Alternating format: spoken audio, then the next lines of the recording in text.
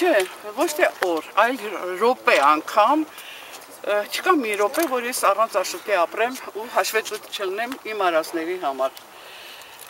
Ինչու, որովհետև երբ որ գաղափարակից ես լինում ամուսնուդ, ուրեմն պատասխանատվությունը շատ ավելի բարձր է լինում։ Բացի այդ, մեր նախնիները դարեր շարունակ միշտ երազել են անկախ պետականության մասին և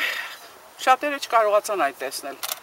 Աշոտը նախնիների սերունդն էր և շարունակեց այդ գործը իր ընկերների հետ միասին և այսօր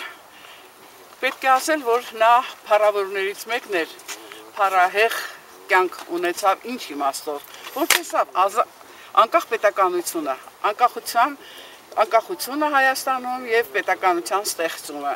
Սակայն այն անկախությունը, որ Աշոտն էր ուզում տեսնել,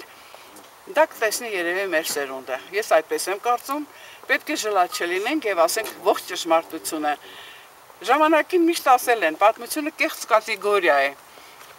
Ես այդպես չեմ գտնում, եթե պատմությունը ճիշտ են գրում, ուրեմն կատեգորիան պետք է լինի առողջ, ճշմարիտ։ Եվ այդ ճշմարիտ պատմությունը, որը մեր սերունդը այսօր կկարդա դասագրքերում, պետք է մտածել, որ նրանք հպարտանալու տեղ կունենան։ Կարող են հպարտանալ, կարող են գլուխները չկախել, կարող են երջանիկ զգալ, գիտեք ինչու, դա հարստություն է։ Այսպես է ասել Աշոտ Նավասարդյանը իր բառերից մեկում, ամեն ազգ երբ ծնվում, աշխարհ է գալիս, ինքը ունի իր առաքելությունը երկրի վրա կատարելու։ Մենք էլ ունենք մեր առաքելությունը։ Պետք է որ այդպես էլ կա։ Նա իր առաքելությունը կատարեց, եկավ շատ կարճ ապրեց, բայց տվեց ժողովրդին այն, ինչ այսօր շարունակում են իր ընկերները, իր սերունդը, ես փառք եմ տալիս Աստծուն, որին երազել եմ, ես տեսնում եմ։ Ինքը շատ բան չտեսավ, այն ինչ տեսա ես